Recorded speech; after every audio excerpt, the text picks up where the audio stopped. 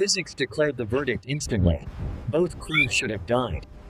But the sky wasn't finished writing its own December impossible 31st, chapter. 1944, the final day of the bloodiest year in human history. Over the frozen skies of Nazi Germany, something is about to happen that military historians will call physically impossible.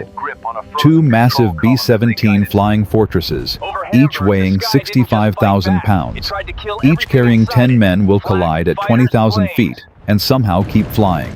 Not for seconds, not for minutes, for 12 agonizing miles while locked together like mating dragonflies. The survival rate. Against all mathematical probability, 10 men will walk away from what should have been 20 instant deaths.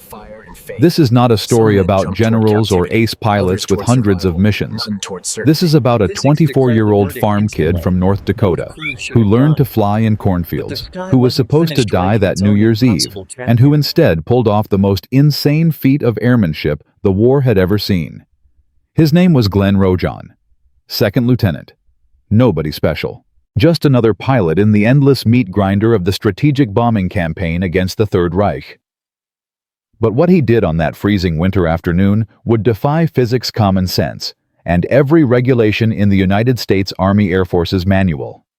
The question isn't how he survived. The question is how he managed to fly a double-decker bomber made of twisted metal and fire for 12 miles, while German flak batteries tried to blow him out of the sky. The Germans watching from the ground thought they were hallucinating. American fighter pilots circling overhead radioed back reports their commanders refused to believe. And Glenn Rojohn, with his hands locked on a control column that should not have responded, with his co-pilot praying beside him, with a man trapped in a ball turret beneath him, reciting Hail Marys as he waited to die, somehow kept that abomination in the air long enough to give his crew a chance at life.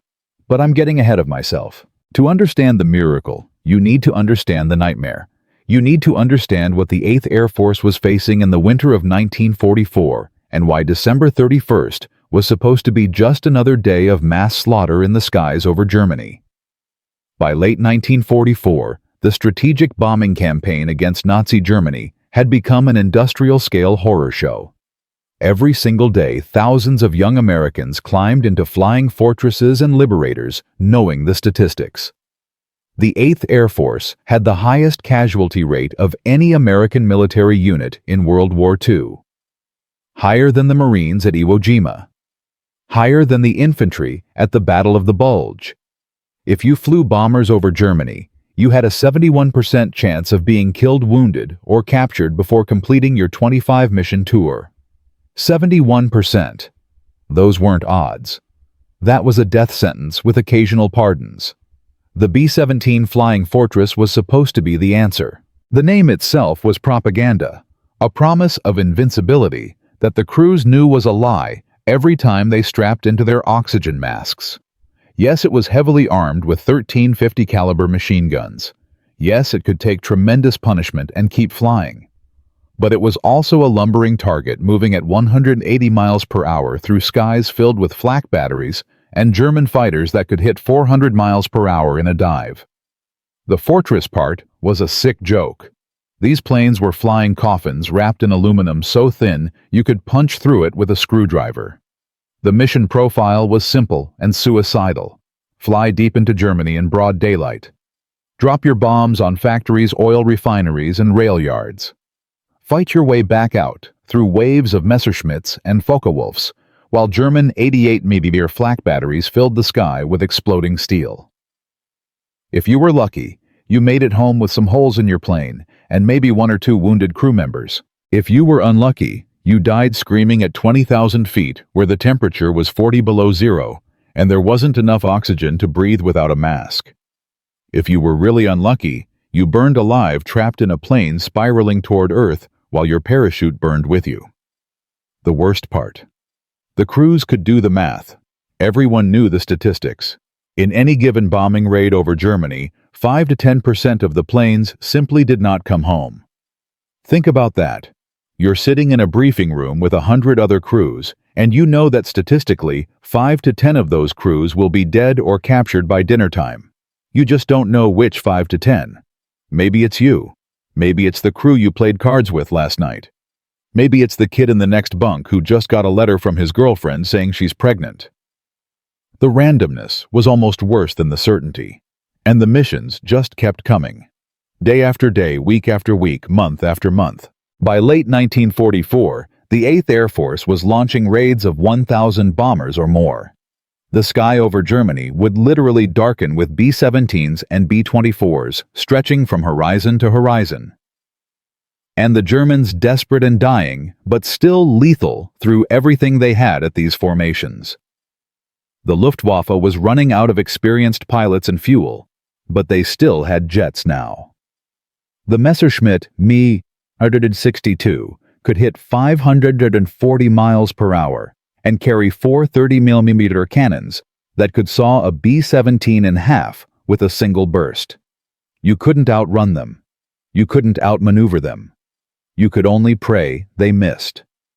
December 31st, 1944 was supposed to be just another mission. Target oil refineries in Hamburg.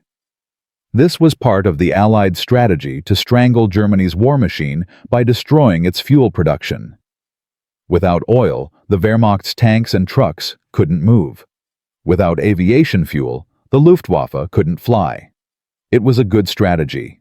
It was working. It was also costing American bomber crews their lives at an apocalyptic rate because oil refineries were some of the most heavily defended targets in all of Germany.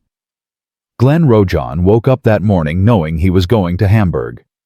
He'd been flying missions for months now, and he'd developed the same fatalistic mindset as every other bomber pilot. You did your job, you didn't think too hard about the odds, and you hoped the universe picked somebody else to die today. At 24 years old, Glenn was ancient by bomber crew standards. Most pilots were 19 or 20 fresh-faced kids who looked like they should be delivering newspapers, not delivering 500-pound bombs to Nazi industrial targets.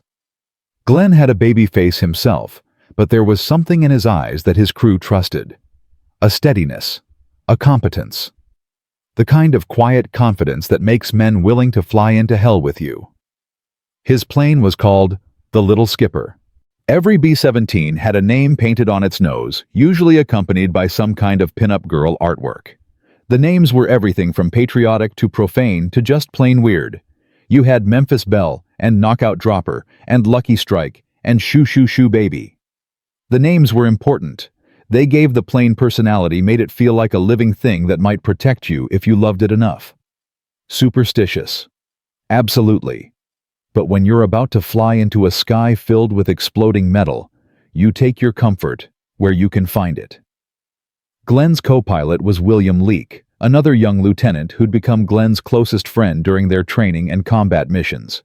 In a B-17, the pilot and co-pilot sat side by side in a cramped cockpit, so close their shoulders touched during violent maneuvers. You spent more time with your co-pilot than you did with your own family. You learned his habits, his fears, his strengths. You learned to communicate without words, just a look or a gesture. Glenn and Bill had that kind of relationship. They'd been through missions where they came back with one engine shot out missions where the plane was so full of holes it looked like Swiss cheese missions where they lost crew members and had to keep flying anyway. They trusted each other with their lives, which was good, because today they were going to need that trust more than they'd ever needed anything. The rest of the crew was the standard mix of specialists that kept a B-17 flying and fighting. Up in the nose, you had the bombardier, whose only job was to drop the bombs on target, and the navigator, who made sure you actually found the target in the first place. In the top turret right behind the cockpit sat the flight engineer who monitored all the engines and systems. Down in the radio room was the radio operator trying to hear commands through the static and jamming. In the waist of the plane, 2 waist gunners stood at open windows with 50 caliber machine guns freezing in the -40-degree slipstream. In the tail sat the tail gunner, the loneliest position on the plane, isolated in a tiny compartment, watching for German fighters coming from behind. And in the ball turret underneath the plane, suspended in a plexiglass sphere with 2 machine guns, was possibly the worst job in military aviation. Staff Sergeant Joseph Russo hunched in a space so small he had to remove his parachute to fit inside the only thing between him and a 20,000-foot drop, being a quarter-inch of plexiglass. They took off in the pre-dawn darkness, 350 B-17s from multiple bases across England, forming up into a massive aerial armada. The formation flying was crucial. Alone, a B-17 was dead meat for German fighters. But in formation with dozens of bombers flying in tight boxes, their collective firepower created interlocking fields of fire that could shred any fighter foolish enough to press an attack. The formations looked beautiful from the ground, almost like a ballet of aluminum and rivets. From inside the planes, it was exhausting and terrifying, requiring constant attention to maintain your exact position while wearing an oxygen mask and heavy flight gear, and knowing that one moment of inattention could cause a mid-air collision that would kill 20 men instantly. The flight across the North Sea was tense, but routine. The weather was terrible thick clouds and turbulence that bounced the heavy bombers around like toys. Some crews got sick. Everyone got cold. At 20,000 feet, the temperature was so far below zero that any exposed skin would get frostbite in seconds. Your sweat would freeze inside your flight suit. The moisture in your oxygen mask would freeze into ice that you had to break up every few minutes or suffocate.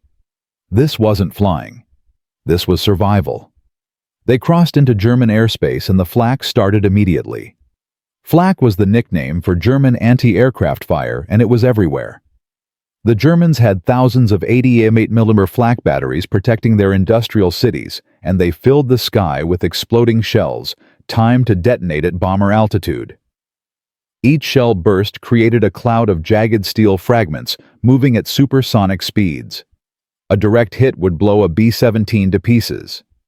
A near miss would riddle it with holes. The flak gunners didn't have to be accurate. They just had to fill your piece of sky with enough exploding metal that something hit you. Glenn held the little skipper steady in formation as black puffs of flak appeared all around them. Each puff represented a shell that had just missed killing them. The sound was like hail on a tin roof, except the hail was made of steel, and if it hit you wrong, you died. Through the windscreen, Glenn could see other B-17s getting hit. One moment a plane was flying normally, the next moment it had an engine on fire, or a wing folding up, or it was simply blown to pieces so completely that there was nothing left but a cloud of debris, and 10 men who ceased to exist in an instant. But mọi thứ sắp thay đổi. Vì một người đàn ông không ai để ý một phi công trẻ tuổi từ North Dakota đang điều khiển một chiếc B-17 tên The Little Skipper. Và không biết rằng, trong vòng 20 phút nữa, anh sẽ đối mặt với tình huống mà không một phi công nào được huấn luyện để xử lý một tình huống mà các chuyên gia hàng không sẽ nói là không thể sống sót. So Glenn Rojohn and the Little Skipper were approaching Hamburg through a sky that was trying to kill them. The farm kid from North Dakota, who'd learned to fly in cornfields, was now commanding a 10-ton bomber through the most heavily defended airspace in Nazi Germany. Fan 1 đã cho chúng ta thấy bối cảnh địa ngục của chiến dịch ném bom chiến lược thống kê tử vong khủng khiếp, và Glenn cùng phi hành đoàn đang bay vào trung tâm cơn bão lửa đó. Nhưng không ai kể cả Glenn biết rằng họ sắp trải qua điều mà không một phi công nào được huấn luyện để xử lý. Trong vài phút tối, 2 chiếc B-17 nặng, mỗi chiếc 65 pounds, sẽ va chạm ở độ cao 20 feet. Thống kê nói rằng 100% phi hành đoàn sẽ chết. Vật lý học nói rằng cả hai máy bay sẽ nổ tung. Kinh nghiệm chiến đấu nói rằng không ai sống sót. Và đây là lúc mọi thứ trở nên tồi tệ hơn bất cứ ai có thể tưởng tượng. December 31st, 1944, 12 Barbie p.m. The Little Skipper was in the middle of the bomber stream, surrounded by dozens of other B-17s, all flying in tight formation toward Hamburg. Glenn could see the city ahead through breaks in the clouds. He could also see the flak. Jesus Christ, the flak. The Germans were throwing up a curtain of exploding steel so thick it looked like a black thundercloud. This wasn't random anti-aircraft fire. This was a wall. The Luftwaffe command had pulled every available flak battery to protect Hamburg's oil refineries. They knew the Americans were coming. They'd been waiting. Through the intercom, Glenn heard his bombardier Sergeant James Shirley calling out the approach. 2 minutes to target. Bomb bay doors opening. All across the formation, the B-17s opened their bellies to drop their payloads. The moment those doors opened, the planes became more vulnerable. The open bomb bays disrupted airflow, made the planes harder to control, created drag that slowed them down. And slower meant more time in the flak zone. More time to die. Glenn watched a B-17 ahead of him take a direct hit. 1 second it was there. The next second, it simply ceased to exist. No explosion, no fire, just disintegration. The plane broke into pieces so small that Glenn couldn't track them falling. 10 men gone in an instant. He forced himself to count parachutes. 3, 4. I see 6 chutes. Navigator, put it in the log. 6 men out of 10. Better than nothing. Most of the time when a fort got hit that hard, nobody got out. In the lead squadron, a plane called Fools Rush In was hit dead center by flak. Glenn saw it happen in perfect clarity, like watching a movie in slow motion. The shell penetrated the fuselage right between the wings and detonated inside. The explosion blew out both sides of the plane, and it veered hard right, completely out of control. The pilot was either dead or incapacitated. Nobody was flying that plane anymore. It was just a dying machine following the laws of physics. And those laws sent Fools Rush In directly into another B-17 called Cramps Tramps. The collision was catastrophic. The 2 planes hit with such force that Cramps Tramps was sliced in 2. The forward section containing the cockpit and nose separated cleanly from the rest of the fuselage. Both planes tumbled from the sky in a tangle of metal and fire. Glenn counted parachutes again. 3 from each plane. 6 men total out of 20. The other 14 were already dead. Bombs away. Shirley's voice cut through the horror. Glenn felt the little skipper lurch upward as 12,000 pounds of high-explosive bombs dropped toward Hamburg. In the ball turret underneath the plane, Staff Sergeant Joseph Russo watched the bombs hit their target. Oil storage tanks erupted in massive fireballs. Secondary explosions rippled across the refinery complex. Mission accomplished. Now they just had to survive the flight home. The formation executed a 180-degree turn and headed back toward the North Sea. This was always the worst part. You'd delivered your bombs, completed your mission, and now you had to run the gauntlet again with every German fighter in the area trying to stop you from getting home. The bomber crews called it running the gauntlet. The pilots had a different name for it. They called it the killing zone. Bandits 11 o'clock high. The call came from the top turret gunner. Glenn looked up and saw them. About 50 German fighters diving from altitude. They'd been waiting up there above the flak ceiling, watching the bombers drop their loads. Now they were coming in for the kill. The first wave was Me-262 jets. Glenn had seen them before, but they still made his blood run cold. These things were from the future, sleek and fast, and lethal. One screamed past the formation from above its 430mm cannons, firing through the line. The sound was like a chainsaw. The cannon shells were so big they didn't just puncture aluminum, they tore it. A single burst could take an engine off a B-17. 2 bursts could break the plane in half. Then the conventional fighters arrived. Bf-109s attacking from the front, FW-190s from the sides. The air filled with tracer fire and the stink of cordite. Every gun on every B-17 was firing. The 50 caliber machine guns created a storm of lead that the German fighters had to fly through. Some didn't make it. Glenn saw a 109 take hits and spiral down smoking. But there were always more. The Germans were fighting for their homeland now. They were desperate, and that made them dangerous. Faithful forever going down. The call came from Glenn's right wingman, Lieutenant Leo Ross. Glenn looked over and saw Ross's plane streaming fire from 2 engines. The fort was falling out of formation, losing altitude fast. Ross managed to get it level at 5,000 feet, just long enough for his crew to bail out. Glenn counted 10 parachutes. All of them made it. Ross had saved his crew. The American P-51 Mustang fighters arrived like the cavalry in a Western movie. Sleek silver planes with checkered noses and red tails diving into the German formation. The Luftwaffe fighters scattered. They had to. The P-51 was faster, more maneuverable, and flown by pilots who'd been winning this air war for months. The Germans knew when they were outmatched. They broke off and ran. But the P-51s couldn't stay. They had limited fuel and other bomber formations to protect. They waggled their wings in salute and disappeared. Glenn and what was left of his formation flew on alone, heading for the coast.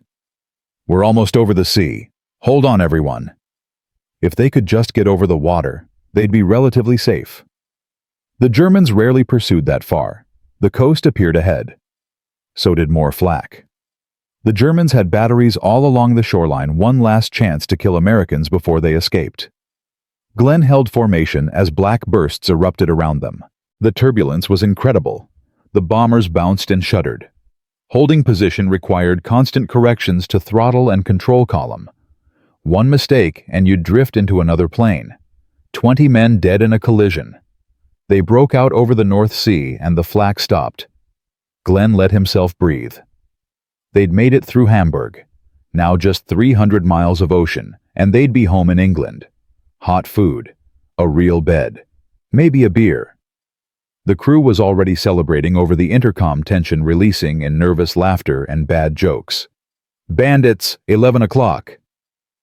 The laughter died. Glenn looked up and felt his stomach drop. Another wave of German fighters flying from bases in Bremen and Oldenburg. The Luftwaffe was throwing everything at them. One last desperate attempt to stop the Americans before they got away. This was worse than before. The bombers were spread out now, no longer in tight formation. The turbulence over the sea made it impossible to hold position. Gaps were appearing between planes. Dangerous gaps that German fighters could exploit. "Stay together," Glenn called over the radio, but it was like trying to herd cats in a hurricane. A Bf-109 came in from the front, guns blazing. Glenn watched the tracers walk across the formation toward 9 Lives, the lead plane flown by Lieutenant Richard McNabb. The bullets hit the cockpit. Through his windscreen, Glenn saw McNabb and his co-pilot, Lieutenant Clarence Vaughn, jerk in their seats as the rounds tore through them. Both pilots slumped forward, dead, but 9 Lives kept flying. All 4 engines were still running. The autopilot was engaged. The dead pilot's hands had pulled back on the control column in their death throes, putting the plane into a slight climb. Nobody in the back of the plane knew the pilots were dead. The gunners kept shooting. The bombardier kept watching for fighters. The radio operator kept trying to contact other planes. They had no idea they were flying in a ghost ship commanded by corpses. Glenn tried to contact McNabb. 9 Lives. "This is Little Skipper. McNabb, do you read?" "Nothing." "McNabb, you're drifting. Get back in formation." Still nothing. Glenn watched 9 Lives climbing slowly, angling upward on that death-grip trajectory. It was heading straight for him. Captain Ethan Porter, in another nearby B-17, saw it too. He grabbed his radio. "McNabb, damn it, look out, you're going to collide." But there was nobody alive in 9 Lives to hear the warning. Glenn realized what was happening. "Bill, we're going to hit." He grabbed the throttles, trying to add power, trying to climb away. Too late. At 12:44 p.m., with the North Sea, 20,000 feet below, 9 Lives rose up underneath the Little Skipper, like a whale breaching. The impact was catastrophic. The upper fuselage of 9 Lives slammed into the belly of the Little Skipper. Metal screamed. Rivets popped like machine gun fire. The collision threw Glenn and Bill upward so hard that Bill's knees slammed into the control column. Glenn's hand was torn from the throttles. The cockpit filled with the sound of tearing aluminum and the screams of men over the intercom. For a moment that lasted forever, Glenn didn't know if they were alive or dead. The plane was shuddering, bucking like a wounded animal. Alarms were screaming. The control column was fighting him. He looked at Bill. Bill looked back. They were both thinking the same thing. This is it. We're going down. Pilot to crew, what just happened? Top turret waste report. Glenn's voice was steady, despite the terror clawing at his throat. Training took over. Assess the situation. Get information. Make decisions. The reply came from the top turret gunner, and Glenn couldn't process what he was hearing. Holy Mother of God, you're not gonna believe this. We're riding another fort. Glenn looked out to the left and behind. What he saw defied reality. 9 lives had crashed into the little skipper from below and was now stuck there. The upper fuselage of McNabb's plane had penetrated the aluminum belly of Glenn's plane like a spear. The 2 B-17s were locked together, fused by twisted metal and physics that shouldn't work. Geez, Glenn, Bill said, his voice barely a whisper. We're stuck together like mating dragonflies. In the ball turret of 9 lives, Staff Sergeant Edward Woodall Jr. was covered in blood and metal fragments. The collision had torn his turret apart. He had no power, no hydraulics. He grabbed the hand crank and prayed. If the mechanism was jammed, he was dead. The turret couldn't be entered or exited from outside. If he couldn't get out on his own, nobody could help him. The crank turned. Slowly, agonizingly, the guns lowered, and Woodall crawled out into the fuselage. He looked down the length of the plane, and his heart sank. The fuselage was a twisted mess of metal, and right above him, jammed through the roof of his own plane, was the ball turret from the Little Skipper. Inside that turret, visible through the plexiglass, was Joe Russo. The 2 ball turret gunners made eye contact through their respective bubbles of plexiglass. Russo was trapped. His turret was clamped in place by tons of twisted metal. There was no way out. Woodall watched Russo cross himself and begin to pray.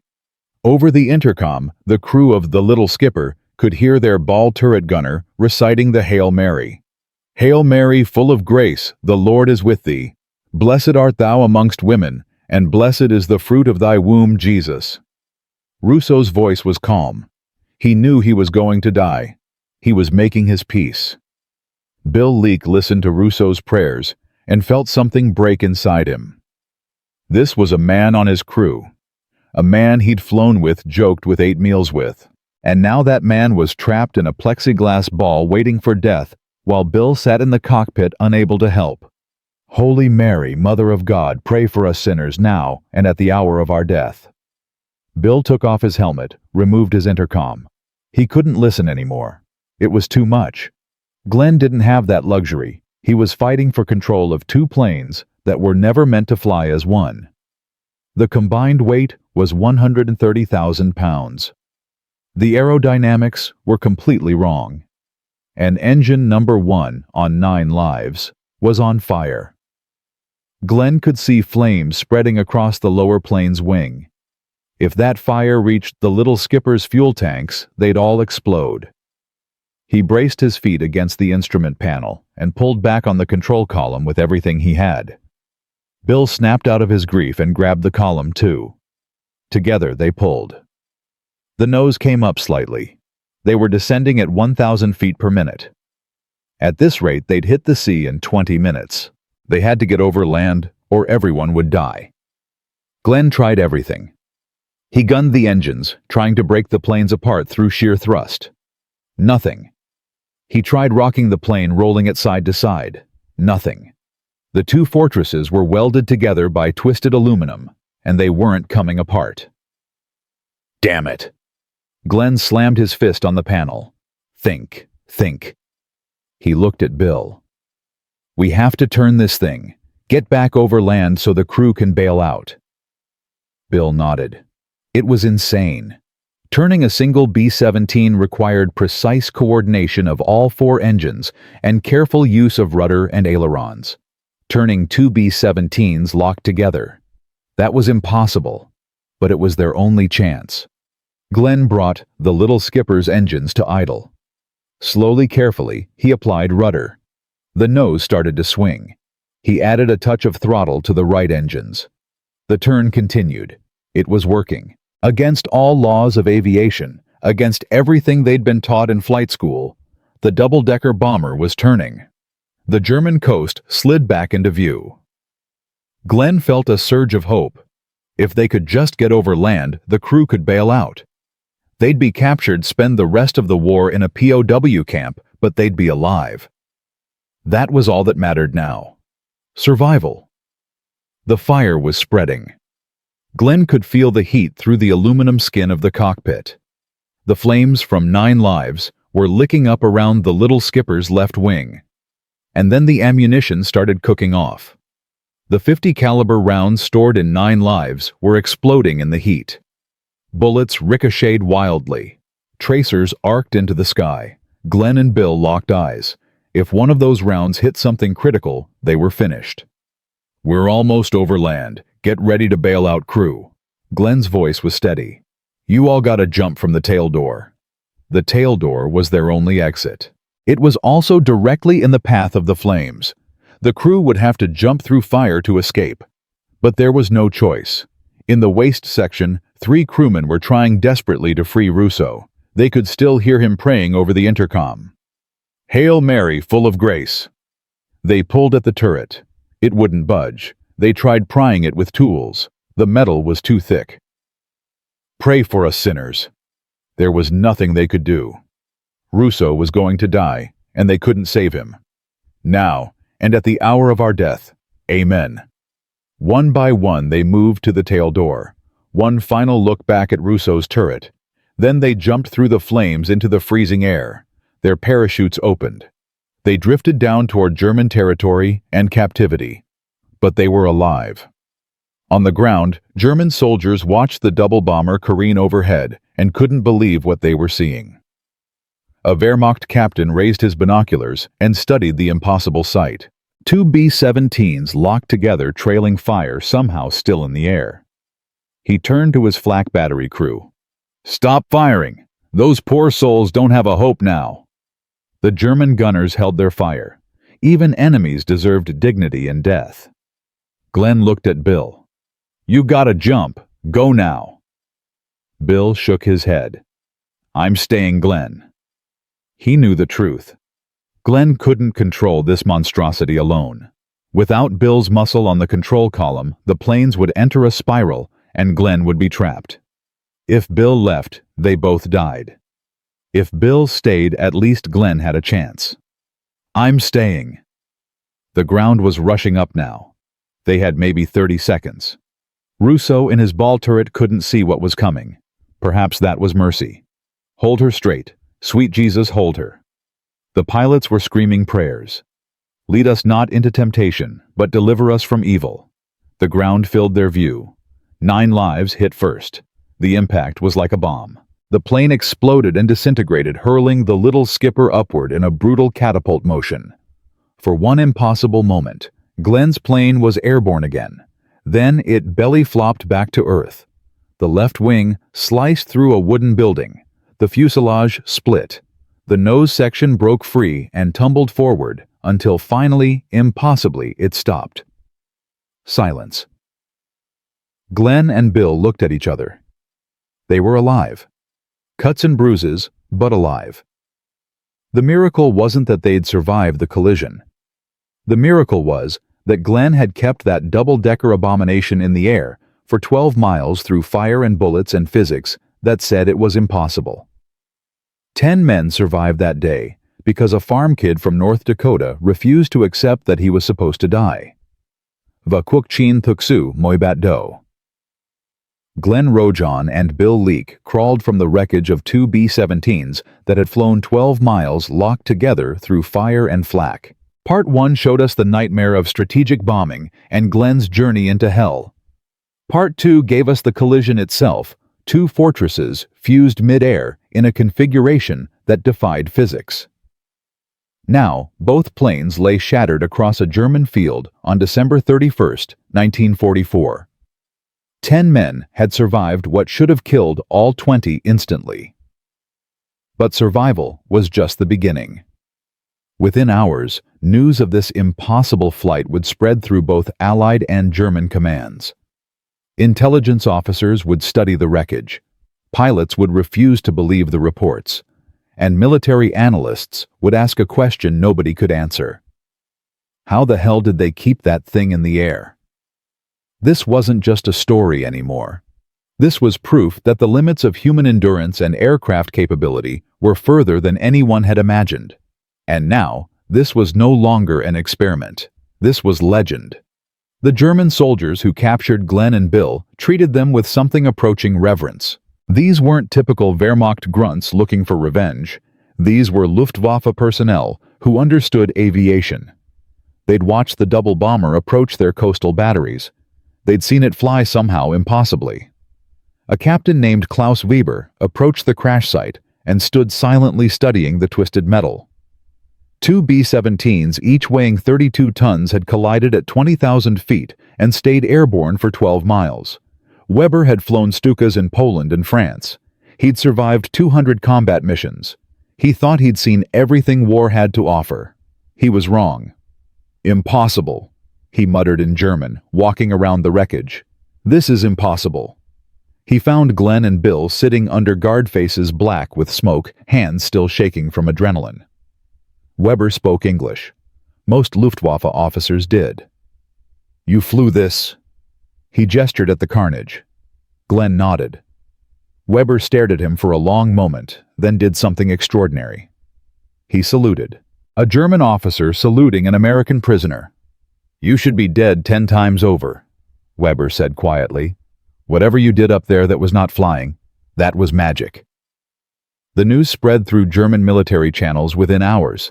Luftwaffe intelligence received reports of a double bomber that had somehow remained controllable after a mid-air collision. Initial reaction was disbelief. The reports were obviously exaggerated, probably American propaganda. Then the photographs arrived. German reconnaissance units had documented the crash site. The intelligence analysts saw the pictures and fell silent. This had actually happened. Two B-17s had fused together and flown. The implications were staggering.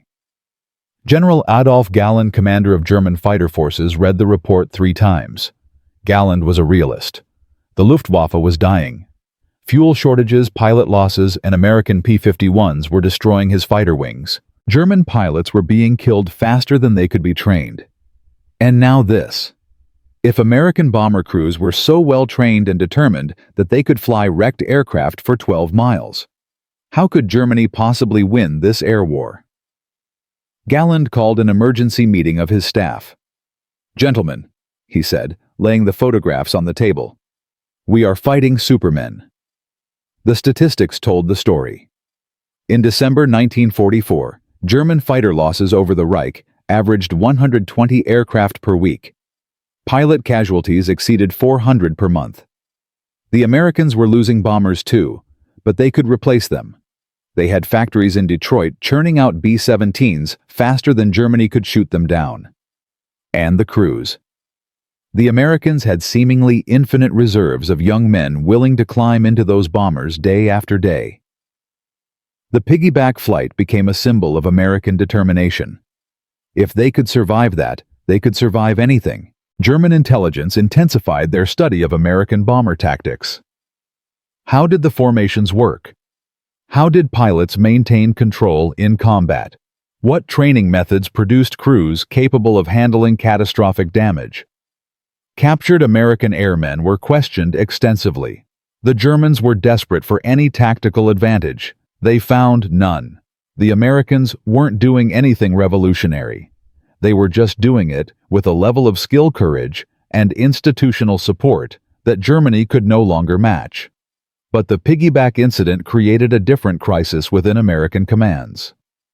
When the initial reports reached 8th Air Force headquarters in England, the intelligence officers assumed there'd been a translation error. 2 B-17s collided. Yes, that happened daily. 2 B-17s stayed together and flew impossible. The reports must be wrong. Then the German photographs were intercepted by Allied intelligence. Then, interviews with the surviving crew members confirmed every detail. The incident had happened exactly as described. This created a problem nobody had anticipated. The story was going to leak. It was too incredible not to. Journalists would find out. Newspapers would publish it. And suddenly, the American public would learn that their bomber crews were flying missions so dangerous that surviving required literal miracles. The War Department had worked hard to maintain morale on the home front. Stories about destroyed German factories and precision bombing were good for morale. Stories about B-17s colliding mid-air and somehow staying airborne. That revealed how desperate and horrible the air war really was.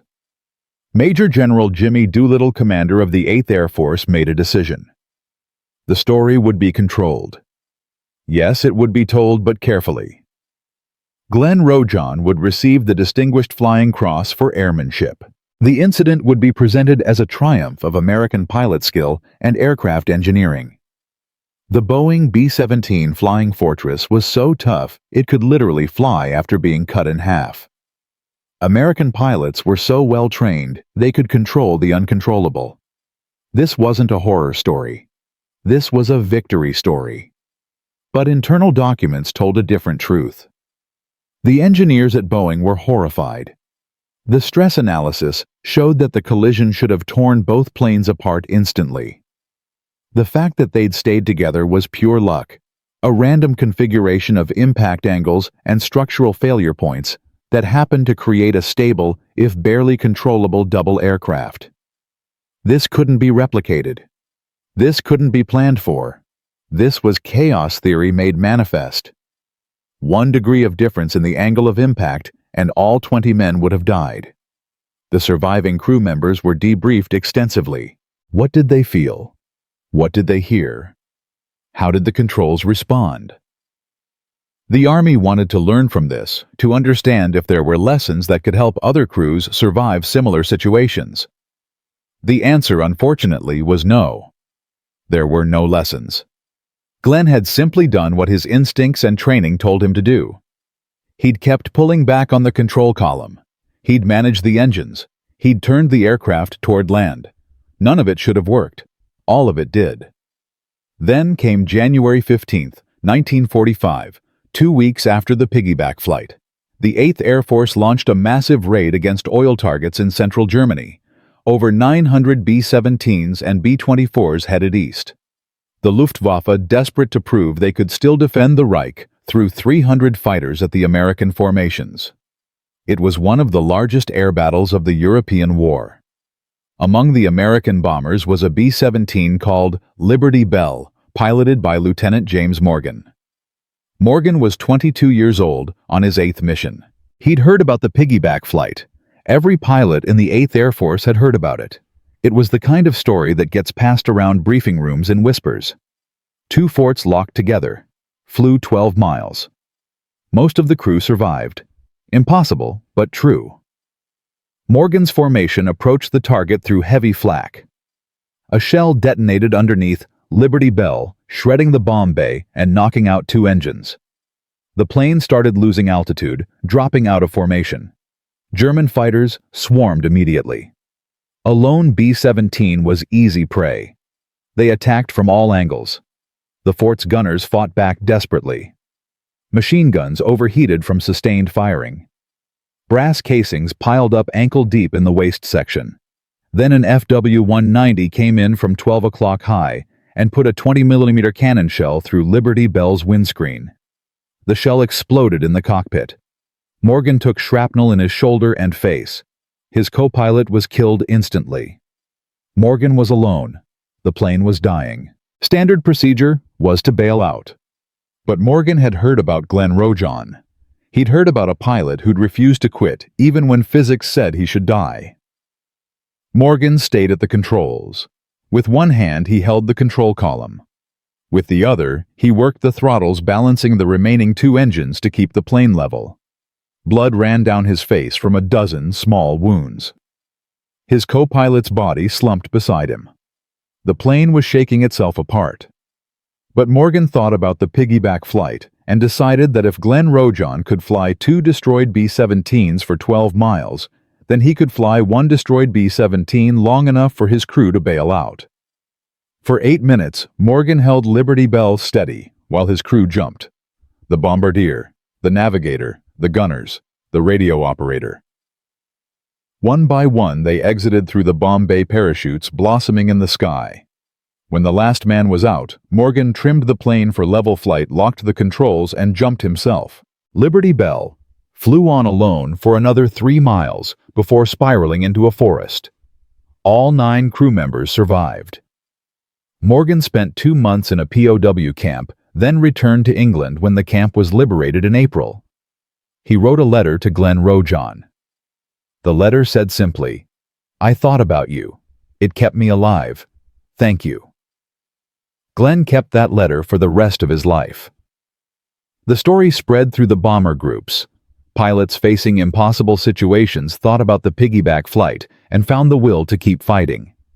Crews trapped in damaged planes remembered that survival was possible, even when it seemed mathematically impossible.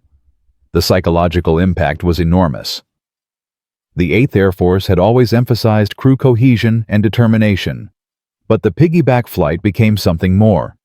It became mythology. Proof that American airmen could do the impossible. German intelligence noticed the change in American bomber crew behavior. Starting in January 1945, they documented increased instances of American pilots maintaining control of severely damaged aircraft, often flying far beyond the point where German pilots would have bailed out. Survival rates for damaged American bombers increased by 12% between December 1944 and March 1945. Some of that was better fighter escort. Some was declining German fighter effectiveness. But some, perhaps, was pilots remembering that Glenn Rojohn had refused to die and deciding they wouldn't either. The broader impact on the air war was subtle but real. German fighter pilots were already demoralized by fuel shortages, overwhelming Allied numbers, and the knowledge that they were losing. The piggyback incident reinforced their pessimism. If American crews were so determined that they could survive mid-air collisions and fly wrecked aircraft, what hope did Germany have? Gallen's comment about fighting supermen spread through Luftwaffe squadrons. It wasn't true, of course, of American bomber crews were just men frightened and determined in equal measure. But perception matters in war. The Germans thought they were beaten. So they were. By March 1945, the strategic bombing campaign was crushing Germany's ability to make war. Oil production was down 90%. Transportation networks were shattered. Factory output had collapsed. American and British bombers flew missions with minimal opposition. The Luftwaffe was a ghost of its former self. And among the hundreds of factors that contributed to Germany's defeat in the air was one impossible flight on December 31, 1944, when 2 B-17s became one and somehow stayed airborne. Glenn Rojohn never claimed to be a hero. He always said he was just doing his job. He insisted that Bill Leak deserved equal credit, that without his co-pilot's strength on the control column, neither of them would have survived. He grieved for Joe Russo, the ball turret gunner who died trapped in his turret, and for the crewmen from both planes who didn't make it. He carried their memory for 70 years. But the question remained, what happened to the man who did the impossible? What becomes of someone who defies physics and survives when 20 men should have died? And what did the piggyback flight teach us about courage, determination, and the thin line between disaster and miracle? This story has one final chapter, one that few people know about, one that reveals what really matters when the shooting stops and the heroes come home. From a farm kid in North Dakota to a pilot commanding 2 B-17s fused together in midair. Part 1 showed us Glenn Rojohn's entry into the nightmare of strategic bombing. Part 2 gave us the collision itself, metal-tearing men dying physics defying reality. Part 3 revealed how that impossible flight became legend-inspiring bomber crews across the 8th Air Force and demoralizing German fighter pilots who realized they were fighting men who refused to die. But what happened to Glenn Rojohn after December 31, 1944? What becomes of a man who does the impossible, who survives when survival is mathematically impossible, who keeps flying when every law of aerodynamics says he should fall from the sky? This story has one final twist that nobody expected. Because success sometimes comes with a price that history books don't record. And sometimes the real heroes are the ones who walk away from glory and never speak of it again. Glenn Rojohn spent the rest of the war in a German POW camp called Stalag Luftwaffe near the Baltic Sea. He arrived in early January 1945, still bruised from the crash, still processing what had happened. The camp held thousands of Allied airmen, mostly Americans and British, shot down over Germany. Life in the camp was difficult, but not brutal. The Germans by 1945 were losing, and they knew it. They treated the airmen reasonably well, hoping this would be remembered when the war ended and the accounting began. Glenn didn't talk much about the piggyback flight. Other prisoners had heard rumors, whispers about two B-17s that flew locked together, but when they asked Glenn about it, he'd just shrug and change the subject. He wasn't being modest. He was still trying to understand it himself. How had he kept that double bomber in the air? He'd done everything wrong according to the training manuals. He'd pulled back when he should have pushed forward. He'd throttled up when he should have throttled down. He'd turned when turning should have been impossible. None of it made sense.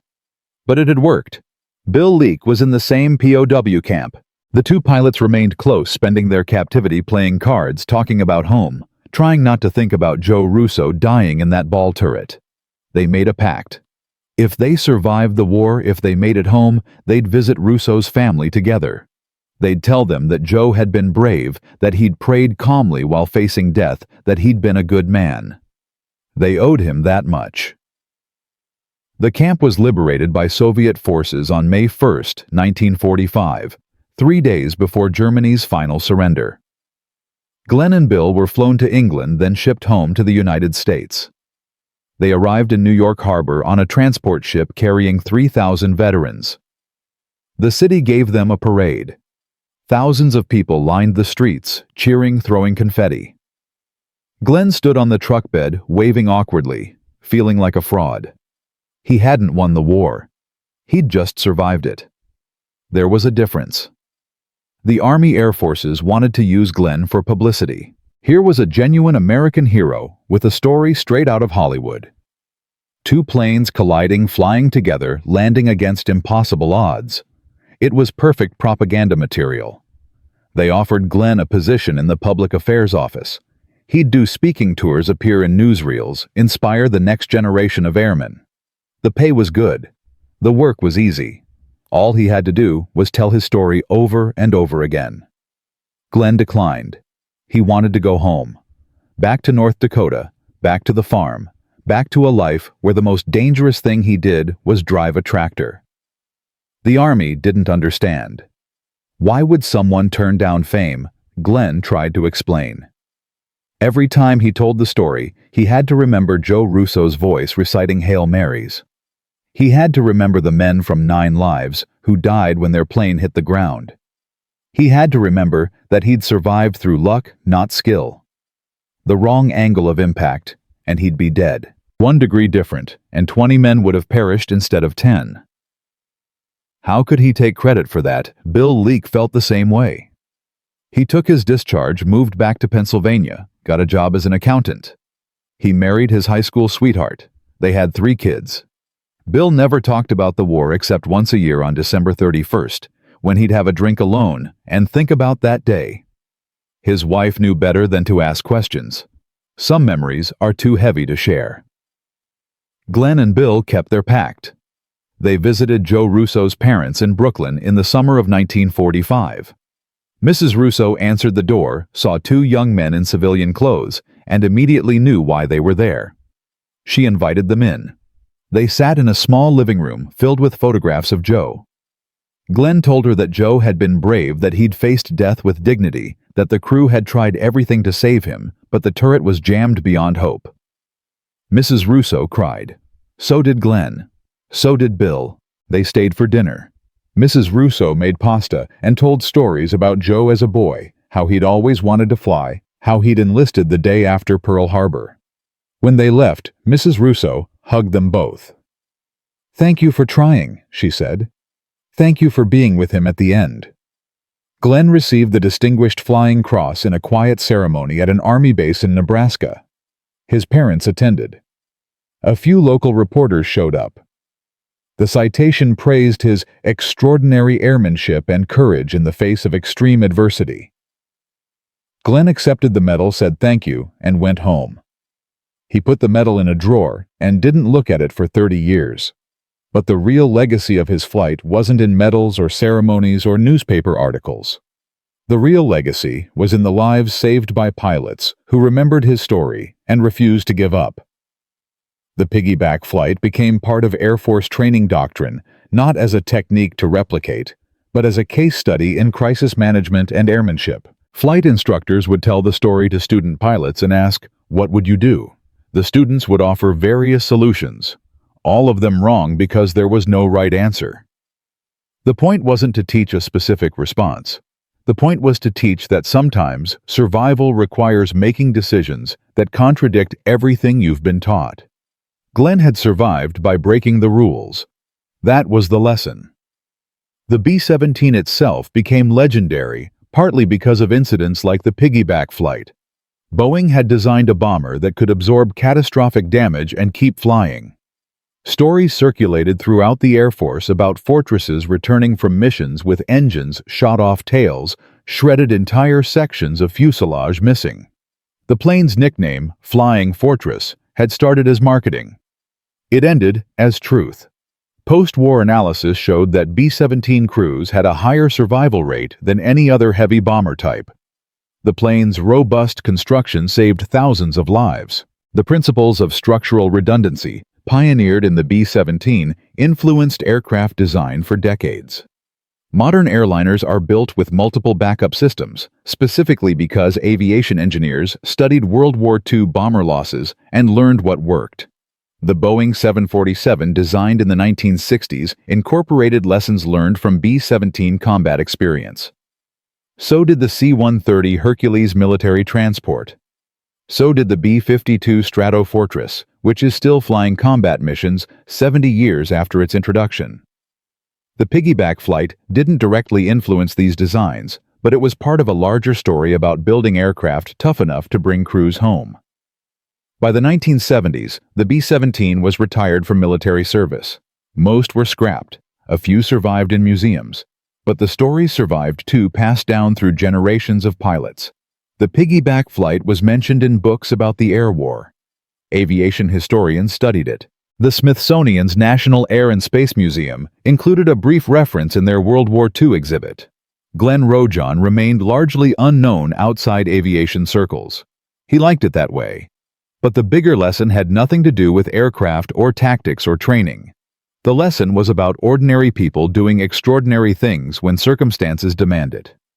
Glenn Rojohn was a farm kid who learned to fly because he wanted adventure. He wasn't special. He wasn't a genius. He was just a young man who found himself in an impossible situation and refused to quit. That's the real story. Not the technical details of how two planes flew together, but the human decision to keep trying when quitting would have been easier. History is full of similar moments.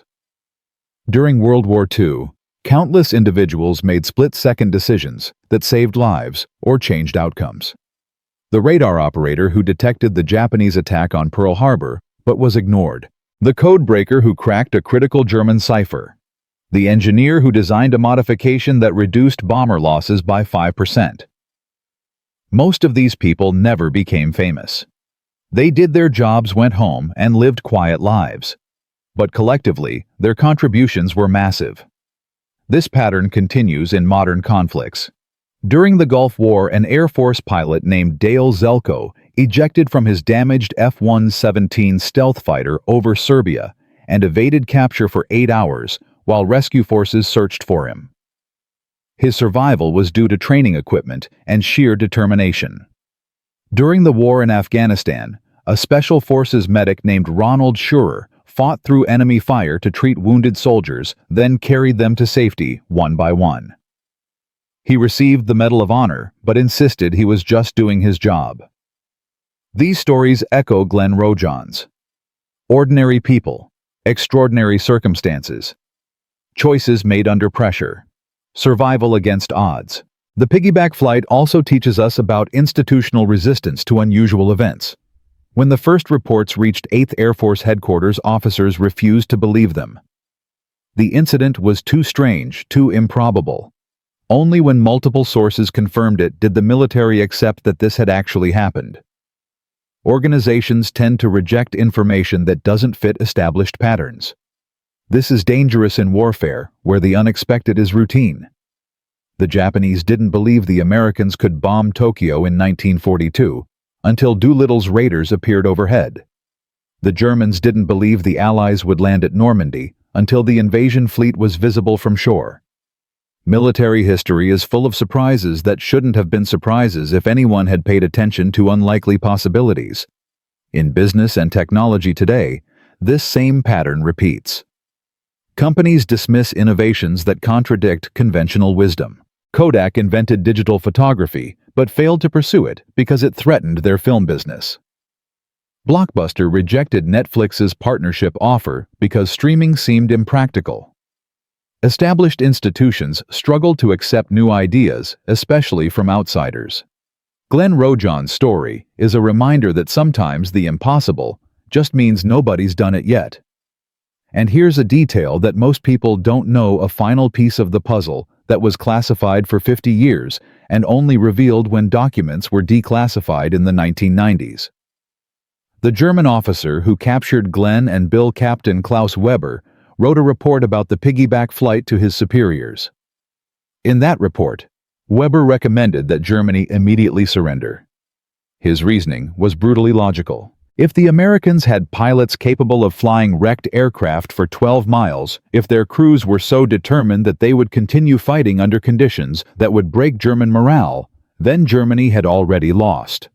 The report was filed and ignored. Weber survived the war and emigrated to Canada, where he became an airline pilot. In 1982, he attended an aviation history conference in Toronto and met Glenn Rojohn for the first time since the capture. The two men, former enemies, shared a drink and talked about that impossible flight. Weber told Glenn something he'd never told anyone. "When I saw what you did, I knew we were finished. Not because of technology or numbers, but because of will. You wouldn't quit. We already had." Glenn Rojohn died in 2014 at age 94. He'd lived a full life, raised a family, worked as a crop duster and flight instructor, taught hundreds of young pilots to fly. His obituary in the local North Dakota newspaper mentioned his military service briefly. It didn't mention the piggyback flight. His family held a small funeral. A few elderly veterans attended. The Air Force sent a representative who presented an American flag to Glenn's widow. And that was it. No parade, no national news coverage, just a quiet goodbye to a man who'd done something impossible and spent 70 years not talking about it. Bill Leak had died 5 years earlier in 2009. Before he passed, he'd written a memoir that was published privately, just 100 copies for family and friends. In the memoir, he wrote about the piggyback flight and his friendship with Glenn. The final line of the memoir was, "I owed Glenn my life. He always said he owed me his. We were both right. That's what crew means." From a North Dakota farm kid with a dream of flying to a legend who inspired thousands of airmen across 7 decades of aviation history, Glenn Rojohn proved that courage isn't about fearlessness. It's about functioning despite fear. He demonstrated that survival sometimes requires breaking every rule in the book and trusting your instincts when training fails. And because of his actions on December 31st, 1944, 10 men lived instead of dying. Families welcomed loved ones home instead of receiving telegrams, and generations of pilots learned that the impossible is only impossible until someone does it. That's the power of refusing to quit. That's the legacy of one farm kid who looked at 2 destroyed airplanes locked together in midair and decided he was going to fly that thing home. And incredibly impossibly, against every law of physics and probability, he did. Remember his name, Glenn Rojohn. Remember what he proved: that ordinary people can do extraordinary things when they absolutely have to. And remember that somewhere right now, someone is facing their own impossible situation, and they need to know that survival is possible. Because if Glenn could fly 2 B-17s for 12 miles through fire and flak, then anything is possible. Anything.